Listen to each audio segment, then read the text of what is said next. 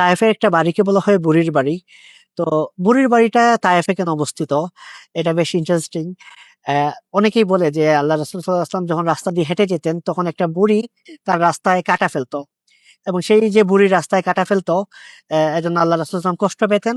পরবর্তী সেই বুড়িটা যখন অসুস্থ হয় তখন আল্লাহ রাসূল সাল্লাল্লাহু আলাইহি ওয়াসাল্লাম তাকে দেখতে যান, সে খুব অবাক হয়। প্রথমত এই ঘটনাটা মিথ্যা।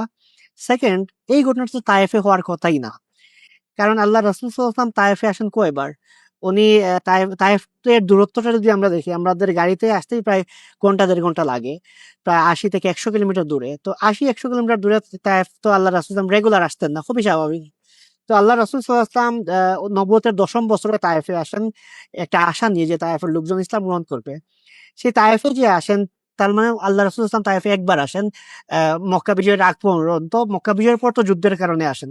তারপরে দাওয়াত দেওয়ার পারপাসে আল্লাহ রাসূল সাল্লাল্লাহু আলাইহি ওয়াসাল্লাম তায়েফে একবারই আসেন। তো তায়েফে যদি একবারই আসেন, তাহলে তায়েফে বুড়ির বাড়ি থাকবে কেন? তায়েফের কোনো বুড়ি থাকবে কেন? প্রচলিত কোনো সিরাত গ্রন্থেই কিন্তু এরকম বুড়ির বাড়ির কোনো অস্তিত্বই নাই। এইটা একটা মনগড়া ঘটনা, যেই ঘটনাটা রসিয়ে বলা হয়। এবং এখনো আমরা দেখি যে অনেক মানুষ এরকম একটা জায়গা আছে, সেই জায়গাটাকে বুড়ির বাড়ি হিসেবে চিহ্নিত করা, এবং তারা মনে করে এটা হলো বুড়ির বাড়ি। অথচ প্রথমত হলো গিয়ে এই ঘটনাটা তায়েফের সাথে তো সম্পর্ক হওয়ার কথাই না। মক্কায় যদি হয় তাহলে মানা যায়। এবং মক্কায়ও কিন্তু একটা মানে এই ঘটনাটা আছে। এটা মক্কার সাথে রিলেটেড। কিরকম? পবিত্র কোরআন সূরা লাহাবে হাম্মালাতাল হাতাব যে আয়াতটা আছে, যে আবু লাহাবের যে ওয়াইফ উম্মে জামিল, যার নাম ছিল আরওয়া, সেই উম্মে জামিলকে বলা হয়েছে পবিত্র কোরআনে যে কাঠ বহনকারী। সে কি করত? সে আল্লাহ রাসূল সাল্লাল্লাহু আলাইহি ওয়াসাল্লামের ঘরের সামনে আবর্জনা ফেলতো, ময়লা ফেলতো। তার মানে আমরা দেখি যে কনসেপ্টটা, যে গল্পটা, সেই গল্পটা আসলেই আছে।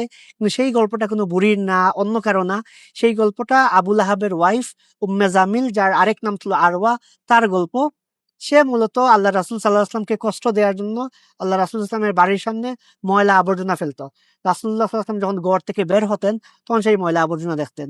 তো এটা ছিল মক্কারই ঘটনা, এবং সেটা ছিল আবু লাহাবের ওয়াইফের ঘটনা, যেটা আল্লাহ পবিত্র কোরআনে উল্লেখ করেন। সেটা তায়েফের কোনো ঘটনা না, সেটা তায়েফের কোনো বুড়ির ঘটনা না। এটা তো হিস্ট্রিক্যালি ইম্পসিবল। আমরা যদি লজিক্যালিও চিন্তা করি, রাসূলুল্লাহ সাল্লাল্লাহু আলাইহি ওয়াসাল্লাম যদি তায়েফে একবারই আসেন, তাহলে সেই একবার এই বুড়ির ঘটনাটা কিভাবে থাকবে? অথচ মক্কার তায়েফের অনেক অথেন্টিক ঘটনা আছে। সেই ঘটনাগুলো আমরা স্টাডি না করে, সেই আদ্দাস রাদিয়াল্লাহু আনহুর ঘটনাটা স্টাডি না করে, আব্দুল্লাহ ইবনে আব্বাস রাদিয়াল্লাহু আনহুর কবর তায়েফে আছে সেটা স্টাডি না করে, আমরা একটা ভুল তথ্য, একটা জাল হাদিস, জাল ঘটনা, সেটা আমরা স্টাডি করি, এবং এখানে আসলে অনেকেই বুড়ির বাড়ি যায়। তায়েফ মানেই মনে করে মানুষ বুড়ির বাড়ি। অথচ তায়েফের সাথে বুড়ির বাড়ির কোনো সম্পর্ক নাই। হিস্ট্রিক্যালিও তো পসিবল না, লজিক্যালিও যদি আমরা চিন্তা করি সেটা একদম ইম্পসিবল।